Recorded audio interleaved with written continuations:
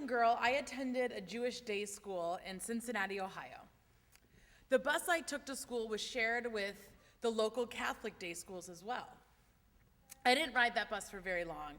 After a few months, some of the kids on the bus started to tease me, asking if they could see my horns.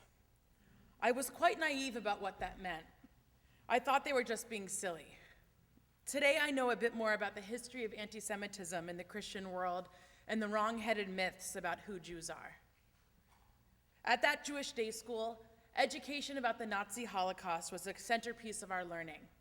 In high school, I visited Auschwitz, Majdanek, and Bergen-Belsen concentration camps with my Jewish youth movement.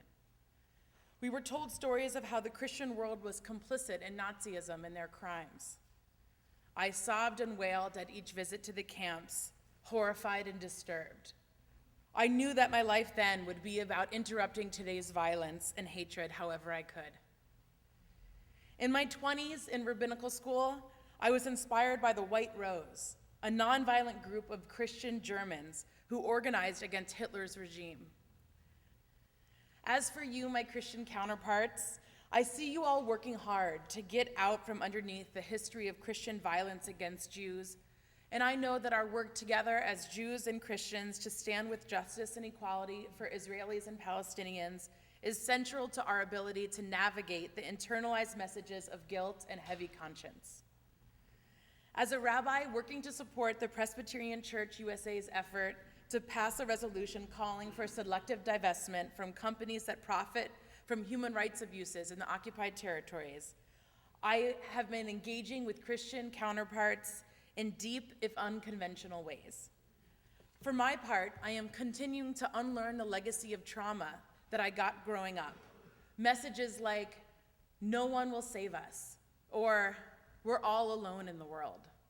Those dead-end ideas can lead to behaving out of a place of vulnerability rather than hope and resilience. Through our work together, I'm learning to undo those messages. Many of us, Jews and non-Jews alike, have had accusations of anti-Semitism lobbed at us for standing up for justice, equality, and freedom for all people. As we all know, there's a conscious strategy that has been developed by large Jewish institutions and Israel itself to attempt to blur or even completely erase the lines between Israel and the Jewish people. I want to be clear that there's nothing anti-Semitic about criticizing Israel or standing up for Palestinian human rights. There is nothing anti-Semitic in the Palestinian call for boycott, divestment, and sanctions to pressure Israel nonviolently to allow Palestinian basic human rights.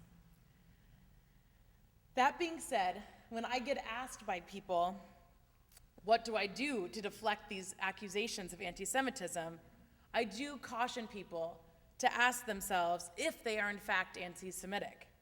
I don't know. While there is nothing inherently anti-Semitic about critiquing Israel, that does not mean that you do not harbor anti-Semitic sentiments toward Jews. You're more vulnerable to these attacks if you have not interrogated that within yourself. This is something worth exploring personally as well as in your congregations or organizations.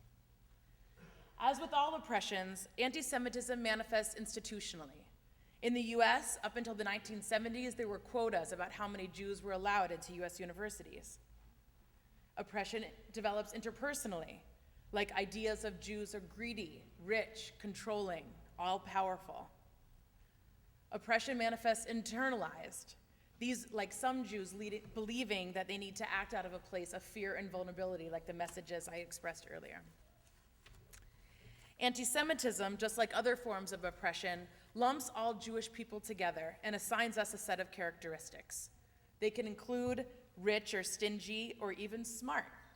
No matter if they are positive or negative, being lumped together is dehumanizing. That includes the idea, as Yafa said earlier, that all Jews are implicated by the deeds of the Israeli government, or all Jews support the deeds of the Israeli government. But, and here's where things get complicated, that notion can be turned on its head because Israel specifically defines itself as a state of all Jews in the world, rather than a state of all its citizens. Israel itself may be, in fact, the greatest contributor to that fallacy. To complicate things further, while critiquing Israel is not anti-Semitic, for some Christian Zionists, supporting Israel is. Apocalyptic Christian Zionist John Hagee was recently quoted affirming that he does indeed believe that Jewish people are going to burn in hell for all eternity unless they abandon Judaism and convert to Christianity.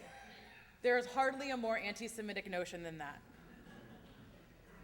And this example illustrates, while anti-Semitism certainly does still exist in the here and now, as John Hagee reminds us, it has largely lost its power, at least in the United States. I'll need to hear from you about your experience in Canada.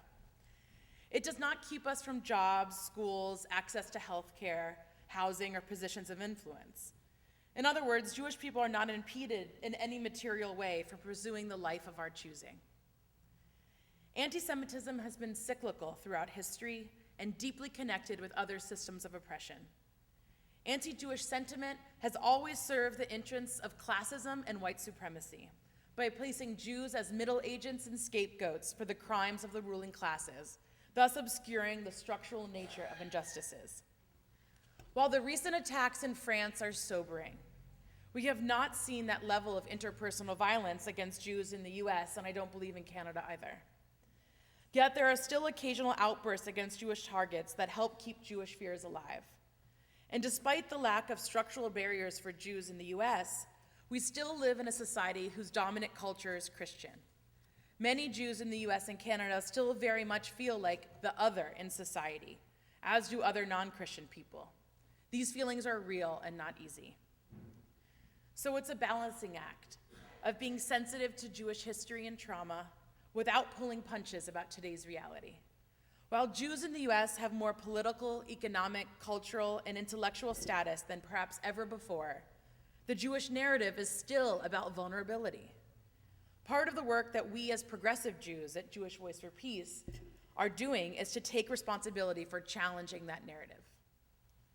It means that we all collectively need to be able to hold simultaneously the idea that anti-Semitism in our society is still real, if not very potent at the moment, and at the same time, recognize and fight how accusations of anti-Semitism are being used as an effective weapon to silence debate on Israel.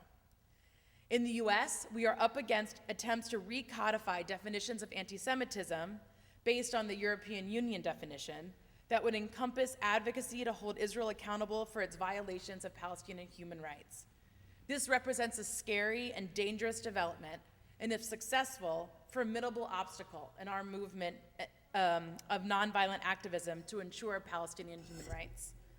A bill was recently passed by the UCLA student government along these lines. The lawyers at Palestine Legal Support have said this about the proposed legislation making its way through campus and statewide legislatures. The definition is so broadly drawn and its examples so vague that any speech critical of Israel could conceivably fall within it. Likewise, any criticism of Zionism, which questions Israel's definition as a state that premises citizenship on race, ethnicity, and religion, is considered anti-Semitic under this redefinition, because such speech can be seen as denying Israel the right to exist as a Jewish-only state. Legislating a new definition is a new tactic that is evidence of the desperation of those fighting against the growing strength of the boycott, divestment, and sanctions movement. In light of these efforts, it is all the more critically important to speak out. For those of us who are Jewish in the movement, we strongly feel the obligation, both strategically and morally, to speak out when false charges of anti-Semitism are used to tar the movement. As Jews, we often find ourselves in a position of privilege in this realm. Partially, this is because Jews can be more effective at rebutting the accusations of anti-Semitism, which can paralyze BDS efforts, and partially because of our overall place in society and our perceived connection to Israel gives us greater credibility by society at large than Muslim, Arab, or Palestinian people speaking about their own experience. This is troubling. At JVP, we try to use our privilege strategically where we can. For example, there's a reason why it was useful for the conference organizers to have the JVP Rabbinical Council issue a statement of support for this conference. But we also try, though don't always succeed, not to participate in reinforcing the very structures of power and inequity that the BDS movement is trying to address. Nevertheless, as progressive people who are part of a social justice movement, we should model the change we want to see in the world. We all need to speak out to make sure that everyone's full humanity is respected in all cases and at all times. It is both an ethical imperative and a strategic one to speak out against anti-Semitism if you hear it. This movement is hurt any time a truly anti-Semitic statement is made, just it is when we perpetuate systems of privilege as Jews or as Christians that we need to dismantle to win. To that end, I offer a challenge to you all as Christians in the movement. What can you all do to confront and address Christian hegemony in the world and on our work organizing for justice? I have frankly been surprised about the lack of this conversation, and I hope to see organizations like Friends of Sabeel acknowledge, unpack, and seek to address Christian privilege, much in the same way we at Jewish Voice for Peace are doing with Jewish privilege. Bringing in a Jew to talk on this topic is no replacement for doing the hard work of examining the legacy and current realities of anti-Semitism and Islamophobia in Christian communities and Christian dominance in our culture. For example, this could look like doing study groups about the legacy of anti-Semitism and Islamophobia in Christianity. It could look like workshopping ways that Christian dominance manifests in our media and educational systems. Reflecting on, have you ever been given a school vacation during Christmas or Easter when you're not given paid vacations on Ramadan or Jewish high holidays? Have you ever been to City Hall when there's a Christmas tree or a nativity scene inside? On top of these reflections, I can imagine your communities working to support and encourage each other to ensure that as you do your work advocating for Palestinian human rights in ways that do not rely on anti-Semitic ideas. I'm running out of time, but I want to offer a couple examples.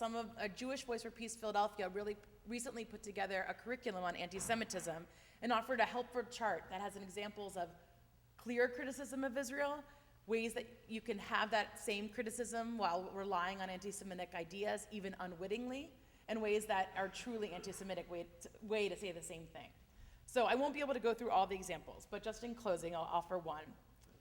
For example, you could say, Israel has a repeated and ongoing record of human rights offenses. Clear.